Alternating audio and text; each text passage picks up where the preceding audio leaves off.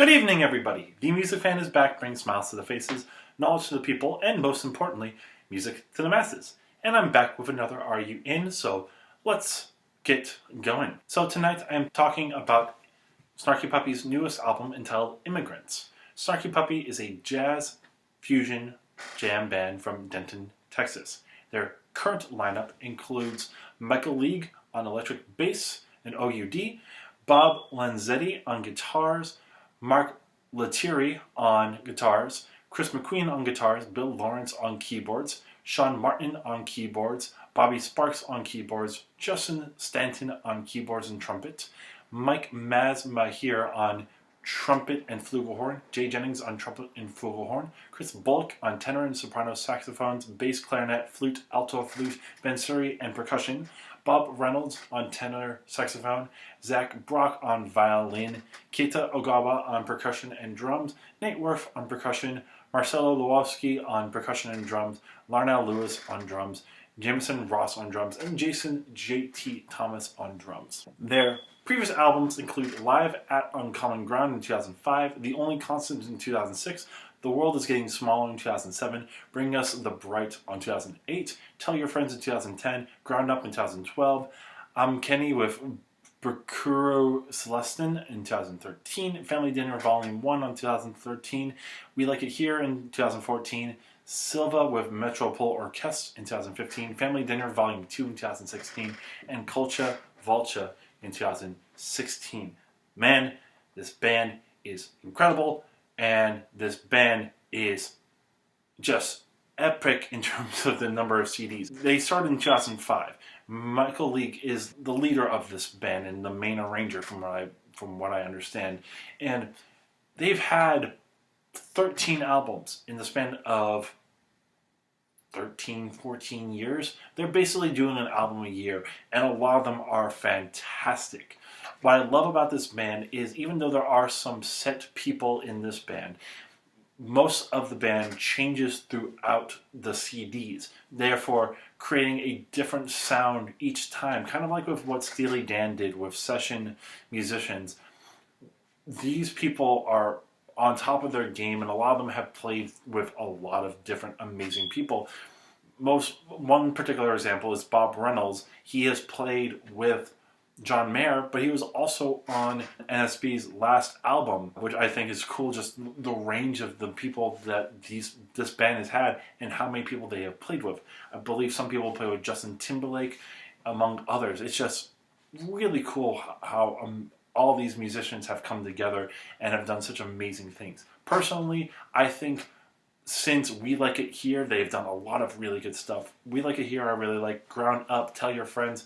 Silva is one of my favorite albums of this decade, and might just be my favorite album of this decade. If you haven't checked it out, it's incredible. It has this other band in there, Metropole Orchestre, which is a jazz orchestra, which is really cool. I talked about this in short on one of my first Are You Ins. It's just really incredible. Culture Vulture wasn't as amazing as We Like It Here or Silva, but still awesome CDs nonetheless. One of their coming out CDs is Family Dinner Volume 1, and they became so popular, at least in jazz circles at the time, with a song by Mum and Lalah Hathaway entitled Something. That's where they got their mark at the Grammys. That was their first Grammy, and then I believe they also got Grammys for Culture Vulture and Silva, I believe, were the other two they have gotten over the time. Amazing band, and one that I am always excited to hear their next CD, which I was pleasantly surprised to find out that they were putting out something this year when the track Bad Kids to the Back came out, and it was awesome. It was exactly what I wanted to hear in a year so far that hasn't been incredible with music. So I'm super excited to come into this. So let's get going. Let me quickly talk about this album. A lot of this album is very much a slow burn. You're talking about an 8-track CD that spans almost an hour long. So from there, we're looking at a lot of songs that are hitting that 6 to 8 minute mark, even close to 10 minutes. And some of these songs do very well with that slow burn, some don't. The starting song, Chunks, is a super smooth, very funky, very in-your-face kind of funky. It's great. It's a very solid opener. But the biggest problem with this song is that there isn't enough momentum throughout this song to garner the length of it. I love the feel of the verses, but the choruses themselves are a little bit clunky in the horn sections. It just feels a little bit weird. The outro itself has a lot of good energy, and I love a lot of that, but the journey itself could have been a little bit shorter to have that same desired effect. Bigly, Strictness is another one of these slower songs, I believe is 7 to 8 minutes, that does a little bit better because of the atmosphere it creates, but also because there is so much activity in this arrangement. The last 3 minutes with the keyboard solo, where the band drops out and then comes back in with more intensity, is really, really cool. The drums themselves feeling a little bit more marching band-esque and having so much intensity gives this the motion that it needs to have. The other keyboard solos and guitar solos add a nice touch, especially with this first solo with the more electronic bass accompaniment from Michael League. This one itself does better because it is a little bit more active. Coven, the same thing. It feels a little bit like Kite from We Like It Here, but it's really soothing and very atmospheric. It has this 7/4 feel. It is a slow burner, but works so well because of the beauty and the layering that happens on this song. What I also really like about it is the intro idea in the woodwinds comes back later throughout the song as these very short snippets of crescendo, decrescendo idea where it feels like it's a wind passing by, which adds some more beauty to this arrangement. Blingbling is one of these that is a little bit shorter but isn't as interesting. The fifth chord progressions are really interesting itself at the beginning, and the way that it plays off beat is a little bit different from what the drums are doing when it comes in. So it feels at first like it's on the beat, but then you hear where the drums come in, and that's where it takes it into a little bit of a different idea. The horn ideas are solid in the main section, and like it's some of the best horn parts at that time. But the problem that I have with this song is the drum solo, even though it's really, really cool, really light and active, making it more interesting than some of these other drum solos I've heard in the past. The background parts behind them doesn't really work that well. I think it's because of one of the reverby, echoey ideas on here.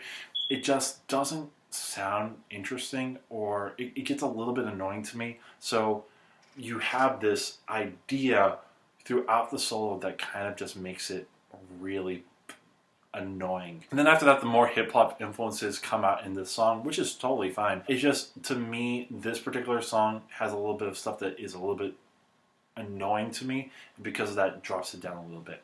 Then you get one of 2 teaser tracks that they had drop in, I want to say Xabi. I have no idea. It's Xavi. If anyone can tell me how that is pronounced, please let me know. This is the longest song on the album, clocking in almost 10 minutes. But it's so diverse throughout the song that it just never really overstays its welcome. It starts off with a bass idea that's really, really cool in the intro. It is one of my favorite bass parts on this song. It has this very slow 3/4 feel. The bass part itself is very plotty, but works very well. The flute melody is very beautiful at the beginning, and the horns later echo that mentality. One of my favorite parts is the chorus idea with these color changes and these sweeping horn lines that are just so active and work so well with the chord progression behind it. Each solo has some really cool ideas to it. The first one being an electric violin solo, and then the second one being a synth solo that is really, really fun. And then my favorite, though, is the piano solo, where the outro, where the hand drums come in and this new chord progression comes in with this awesome bass line idea. But what was also really cool is when that section does happen, in and out of that piano solo comes back the horn ideas.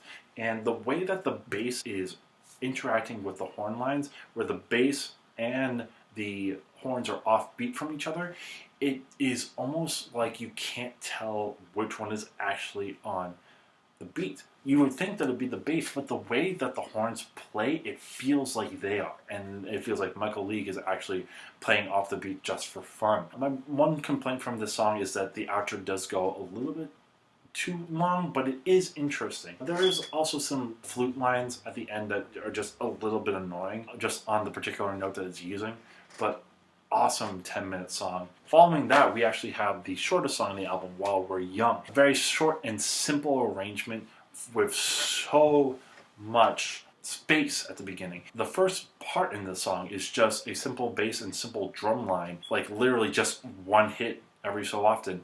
And then the melody and harmony is being supported by the woodwinds and the horns with this really cool reverb effect that gives it much more life to it. And then there's this color change, which is very subtle, but it's a nice touch, where then the guitars become the main focus.